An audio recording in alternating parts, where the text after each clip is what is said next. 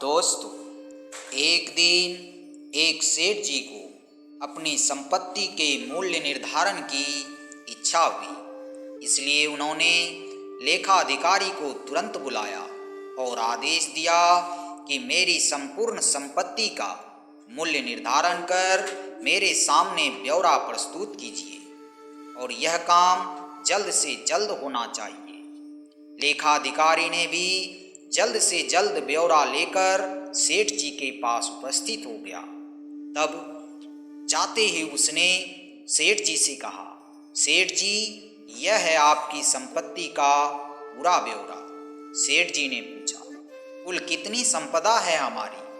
तब लेखाधिकारी ने कहा, सेठ जी, मोटे तौर पर कहूँ तो आपकी 7 पीढ़ी बिना कुछ किए धरे ही आनंद से भोग सके इतनी संपदा है आपकी।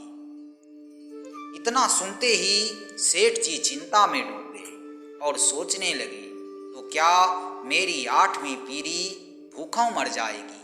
वह रात दिन चिंता करने लगा। धीरे धीरे वह तनावग्रस्त हो गया। उसकी भूख भाग चुकी और वह कुछ दिनों में काफी कमजोर भी हो गया। सेठानी जी द्वारा बार बार तनाव का कारण पूछने पर भी वह कुछ जवाब नहीं देते।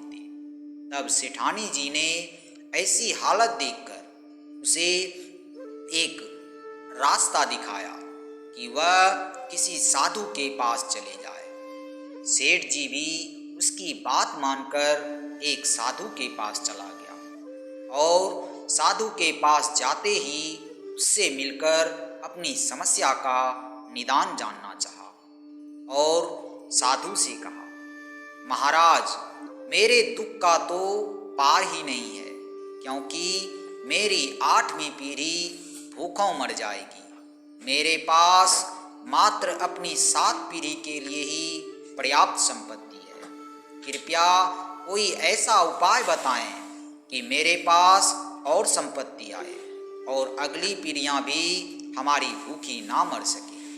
आप जो भी बताएंगे, चाहे वो अनुष्ठान हो या चाहे पूजा पाठ हो, मैं पूरे विधि विधान के साथ करने को तैयार हूं। तब महात्मा जी ने उन्हें समझाते हुए बोला, इसका हल तो बड़ा ही आसान है, तुम इसे ध्यान से सुनो।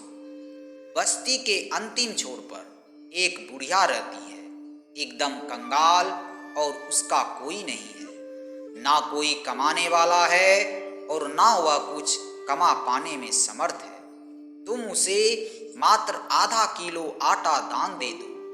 यदि वह यह दान स्वीकार कर ले तो तुम इतना पुण्य उपार्जित करोगे कि तुम्हारी हर मनोकामना पूर्ण हो जाएगी और तुम्हें तुम्हारा मन वांछित फल प्राप्त होगा। सेठ जी को यह बड़ा ही आसान सा उपाय लगा, इसलिए उन्होंने तुरंत वहां से घर पहुंचकर सेवक के साथ 1 क्विंटल आटा लेकर बुढ़िया की झोपड़ी पर पहुंच गया और जाते ही बोला, माताजी, मैं आपके लिए आटा लाया हूं, कृपया इसे स्वीकार कीजिए। बुढ़िया बोली, बेटा, आटा तो मेरे पास भी है, इसलिए मुझे यह आटा नहीं चाहिए। तब सेठ जी ने कहा, फिर भी रख लीजिए। तब बूढ़ी माँ ने कहा, क्या करूंगी रखकर, मुझे जब आवश्यकता ही नहीं है। सेठ जी बोले, अच्छा कोई बात नहीं, 1 क्विंटल ना सही, आधा किलो ही रख लीजिए। तब बुढ़िया माई बोली, बेटा, आज खाने के लिए जरूरी आधा किलो आटा पहले से ही मेरे पास है और मुझे अतिरिक्त की कोई जरूरत नहीं है। लेकिन सेठ जी को तो संत महात्मा जी का बताया उपाय हर हाल में पूरा करना था, इसलिए एक कोशिश और करते सेठ जी बोले, तो फिर इसे कल के लिए रख लीजिए। बूढ़ी माँ ने कहा, बेटा, कल की चिंता में मैं आज क्यों करूं?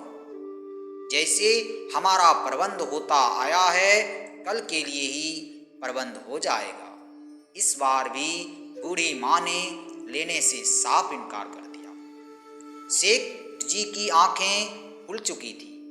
एक गरीब बुढ़िया कल के भोजन की चिंता नहीं कर रही और मेरे पास अथाह धन सामग्री होते हुए भी मैं 8वीं पीढ़ी की चिंता में घूम रहा हूँ। मेरी चिंता का कारण अभाव नहीं बल्कि तृष्णा है। दोस्तों, उस सेठ को अपनी सारी बातें या सारी परेशानियों का समाधान उसे मिल गया।